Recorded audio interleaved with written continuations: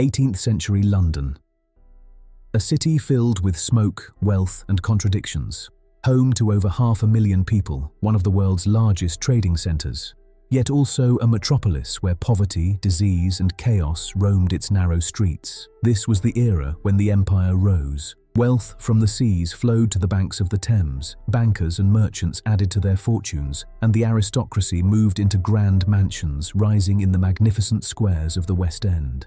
Wealth from the seas flowed into the Thames, bankers and merchants added to their fortunes, and the aristocracy moved into stately mansions rising in the grand squares of the West End. The city, reborn from the ashes of the Great Fire, was being reshaped by architects like Sir Christopher Wren. Stone and dome, splendour and power.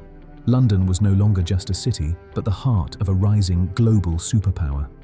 Today, thanks to engravings, paintings, and historical records of the period, we can bring this city back to life. We can imagine the sounds of the streets, the creaking of ships on the river, the crowds in the squares.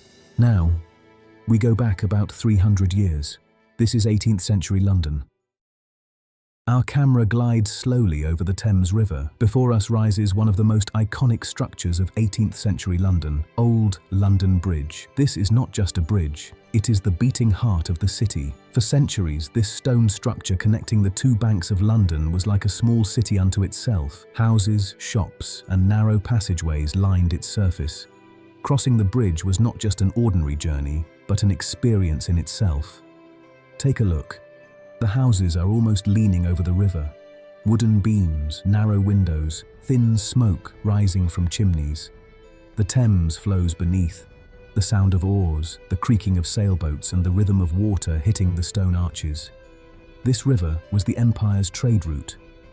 In the 18th century, everyone approaching London by sea first encountered this view. The bridge was the symbol of entry into the city. Merchants, sailors, travellers, all passed under these arches to step into one of the world's richest trading centres. However, this structure was also dangerous.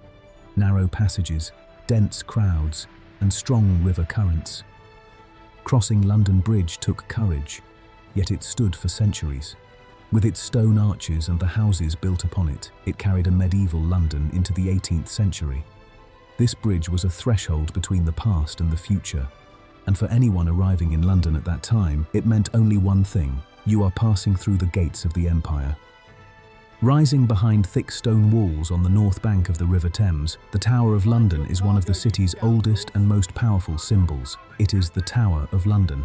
Construction of the White Tower began in 1078 under the Norman ruler William the Conqueror, marking his declaration of sovereignty over England. This massive stone structure, built at the heart of a conquered capital, represented far more than defense. It embodied absolute authority. Over the centuries, the tower was expanded. Walls were added, moats were dug, and watchtowers were raised. By the 18th century, the tower had become a multifunctional state complex, not just a fortress. The royal armoury was stored here. The mint operated here for many years. Most importantly of all, the crown jewels of the British monarchy were kept within these walls. However, the Tower of London's history is not just one of grandeur. These walls have also witnessed political intrigue and executions. Queen Anne Boleyn, Sir Thomas More, and many others were brought in across the Thames through Traitors' Gate. The river served as both a defensive barrier and a passageway for the tower. In the 18th century, the Thames was one of the world's busiest trade routes.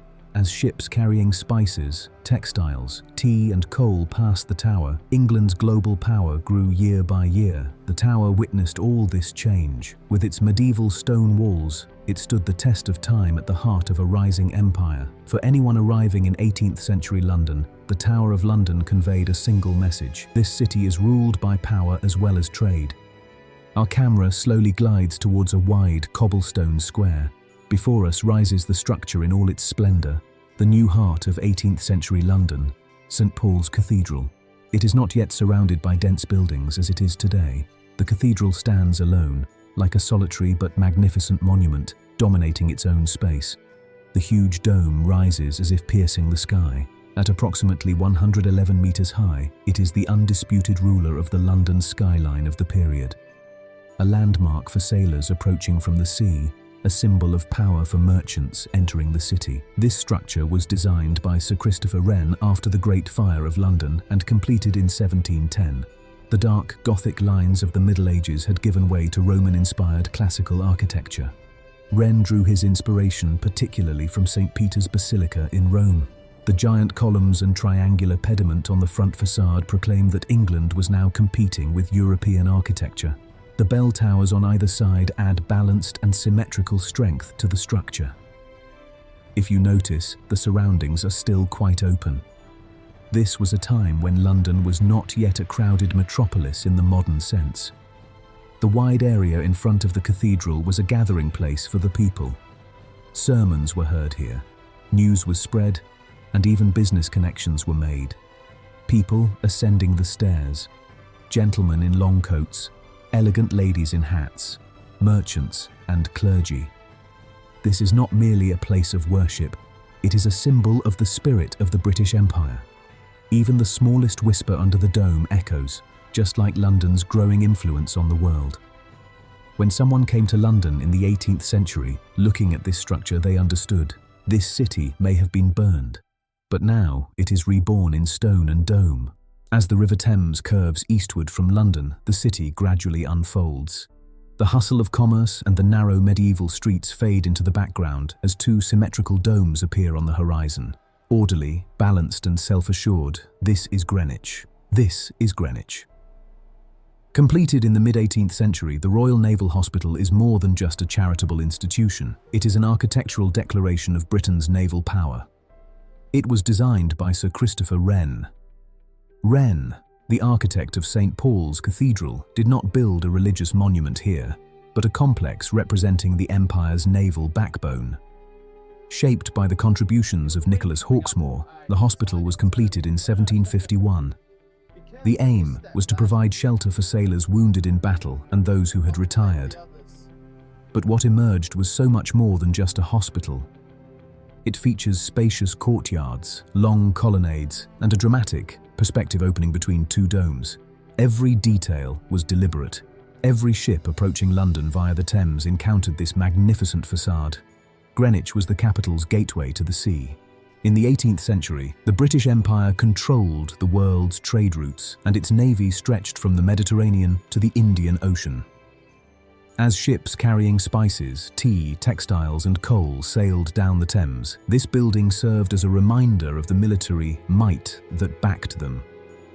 This was not just a hospital. It was a symbol of a maritime empire. Greenwich would also become one of the centres of scientific history. By the end of the century, this area had become the heart of global navigation, with the world's prime meridian being established here. However, in the 18th century, this structure conveyed a single message. Britain's power lay not on land, but at sea. These domes were a stone and marble proclamation of that power,